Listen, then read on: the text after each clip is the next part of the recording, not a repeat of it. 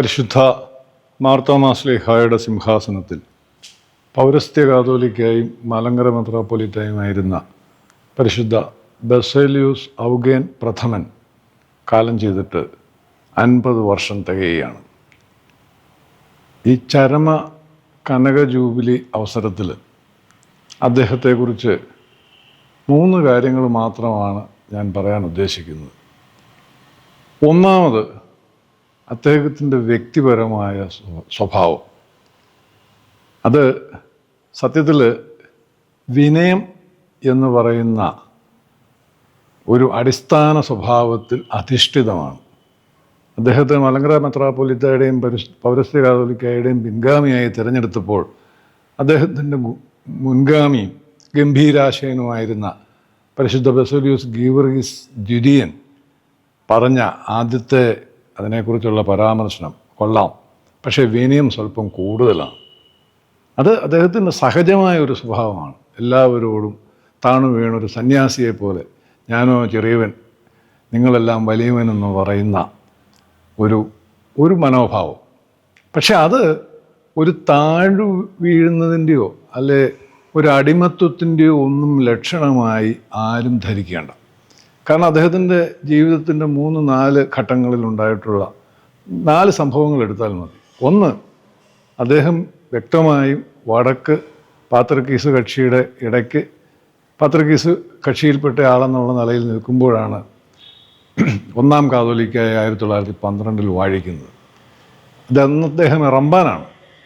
അദ്ദേഹം പ്രതിസന്ധികൾ അല്ലെങ്കിൽ തിരിച്ചടികൾ എന്തു ഉണ്ടെങ്കിലും അത് അനുഭവിക്കാൻ തയ്യാറായിക്കൊണ്ട് തന്നെ അദ്ദേഹം ഒന്നാം കാതോലിക്കായുടെ വാഴ്ചയിൽ സംബന്ധിച്ചു. അതിന് കാരണം ഒന്നാം കാതോലിക്കായ മുറിമറ്റത്തിൽ പൗലൂസ് മാർ യുവാനിയോസ് എന്ന ബസേലിയൂസ് പൗലൂസ് പ്രഥമൻ അദ്ദേഹത്തിൻ്റെ ഗുരുവായിരുന്നു. 2, അദ്ദേഹം ഈ ശീമയിൽ പോയി അന്ത്യോക്യൻ സഭയുടെ ദേറാകളിൽ താമസിക്കുമ്പം അദ്ദേഹത്തിന് ഈ സ്ഥാനാരോഹണത്തിലെ മുഖ്യ കാർമ്മികനായ പരിശുദ്ധ ഇഗ്നാത്യോസ് അബ്ദുൽ മിശിഹ ദിദീനുമായി വ്യക്തിപരമായ പരിചയമുണ്ടായിരുന്നു. അതുകൊണ്ട് അദ്ദേഹം ആ ചടങ്ങിൽ സംബന്ധിച്ചു. അതിന് പോരുന്നതിന് മുമ്പ് ഞാൻ ഇതിൽ സംബന്ധിക്കാൻ പോവാണ്, തിരിച്ചു വരുമ്പോൾ എന്ത് സംഭവിക്കുമെന്ന് എനിക്കറിയാം മെല എന്ന് പറഞ്ഞിട്ടാണ് അവിടുന്ന് പോകുന്നത്. പക്ഷെ ഒന്നും സംഭവിച്ചില്ല. പക്ഷേ ശരി അല്ലെങ്കിൽ എന്ന് ഉത്തമ ബോധ്യമുള്ള കാര്യത്തിന് എന്ത് തിരിച്ചടികൾ നേരിട്ടാലും ചെയ്യും എന്നുള്ള ഒരു സ്വഭാവം അദ്ദേഹത്തിൻ്റെ വളരെ ചെറുപ്പകാലത്താണ് സംഭവിക്കുന്നത്.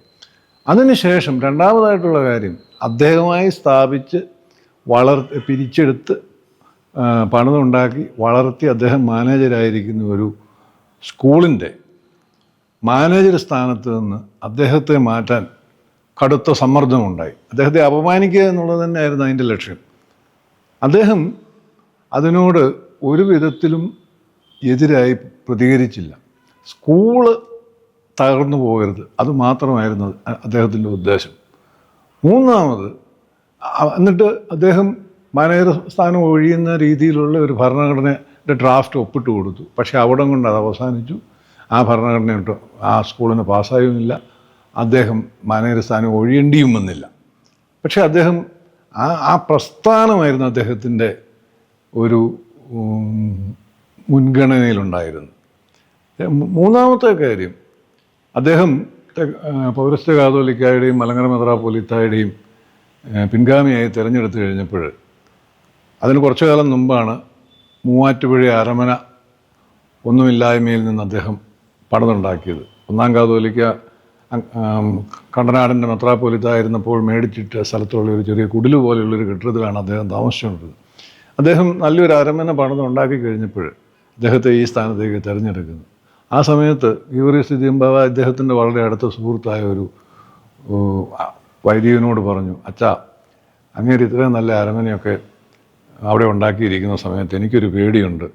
ഇനിയുള്ള കാലത്ത് കാതോലിക്കാമാർ സ്ഥിരമായി താമസിച്ച് മലങ്കര സഭയെ ഭരിക്കാൻ വേണ്ടിയാണ് ഈ അരമന ഉണ്ടാക്കിയിരിക്കുന്നത്, ദേവലോക അരമന.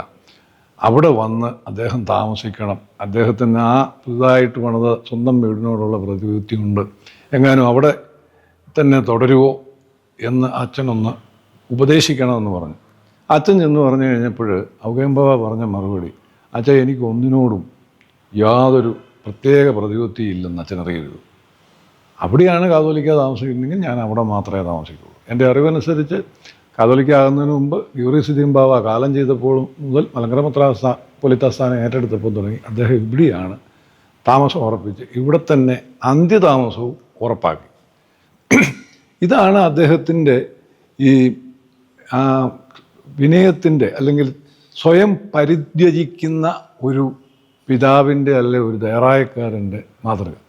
രണ്ടാമതായി അദ്ദേഹം ആദർശങ്ങളിൽ ഉറച്ചു നിൽക്കുന്ന ഒരു വ്യക്തിയാണ്.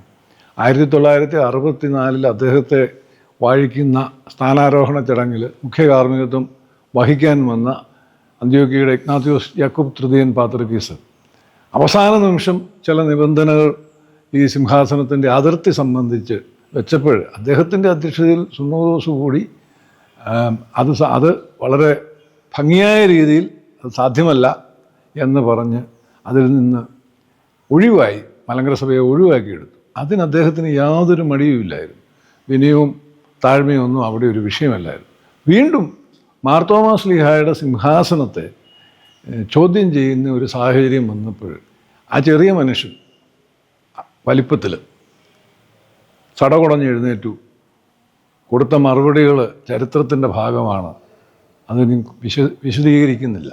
രണ്ടാമതായി അദ്ദേഹത്തെക്കുറിച്ച് എനിക്ക് പറയാനുള്ളത് അദ്ദേഹത്തിൻ്റെ പാണ്ഡിത്യമാണ്.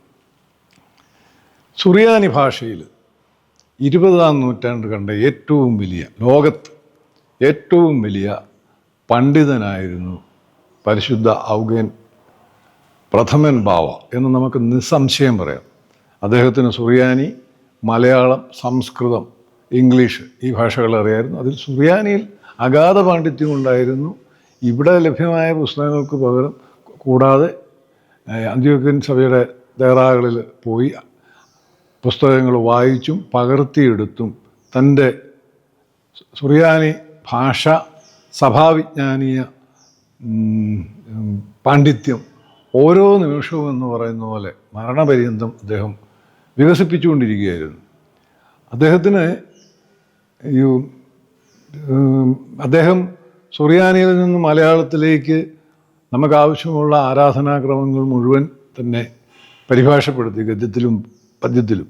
അതിൽ അദ്ദേഹത്തിന് ഈ ഒരു ഏകപക്ഷീയമായ നിലപാടൊന്നുമില്ലായിരുന്നു. അദ്ദേഹം എഴുതിയത് സംസ്കൃത അതിപ്രസരമുണ്ട് എന്നൊരു സ്വാഭാവികമായ സ്വഭാവമുണ്ട്.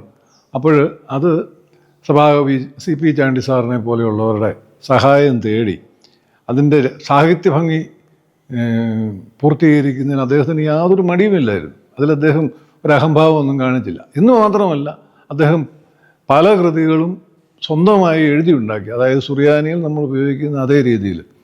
ഒന്ന് വിശുദ്ധ കുർബാനയുടെ ഹൂത്തോമാകൾ മലയാളത്തിലും സുറിയാനിയിലും 80-ലധികം ഹൂത്തോമകളാണ് ഓരോ ഞായറാഴ്ചയ്ക്കും പെരുന്നാളുകൾക്കുമായി അദ്ദേഹം എഴുതിയുണ്ടാക്കിയത്. പിന്നെ ഒന്ന് പരിശുദ്ധ പരുമല തിരുമേനിയുടെ പെങ്കീസ നമസ്കാരം, അത് സുറിയാനിയിൽ തന്നെ അദ്ദേഹം എഴുതിയുണ്ടാക്കി. പിന്നീട് CP ചാണ്ടി സാറും യുഹാനൻ സഹോദരസ് തിരുമേനിയൊക്കെ മലയാളത്തിലേക്ക് പരിഭാഷപ്പെടുത്തിയത്. മൂറോം കൂദാശക്രമം, മേൽപ്പെട്ട സ്ഥാനാരോഹണക്രമം, അങ്ങനെ എന്തിന് അത്യപൂർവമായി മാത്രം സംഭവിക്കുന്ന വൈദിക വിദ്യാലയ കൂദാശ, സെമിനാരി കെട്ടിടങ്ങൾ കൂദാശ ചെയ്യാനുള്ള ക്രമം വരെ അദ്ദേഹം എഴുതിയുണ്ടാക്കി. അതായത് അദ്ദേഹം സ്വന്തമായി കുറേ പാണ്ഡിത്യം ആർജിക്കുക മാത്രമല്ല, അത് മറ്റുള്ളവർക്ക്, സഭയ്ക്ക് പൊതുവായി ഉപയോഗപ്പെടുന്ന രീതിയിൽ എഴുതിയുണ്ടാക്കി പ്രസിദ്ധീകരിക്കുകയും ചെയ്തു. അതിലാണ് മഹത്വം കിടക്കുന്നത്. അദ്ദേഹത്തിന് പകയില്ലായിരുന്നു. പിറവംപള്ളിയിൽ നിന്ന് അദ്ദേഹത്തെ കാപ്പിമടിക്കടിച്ച് പുറകോട്ട് നടത്തി തെരുവിലിറക്കിയവരോട് പോലും അദ്ദേഹം ഒരിക്കലും പകവെച്ചു പുലർത്തിയില്ല.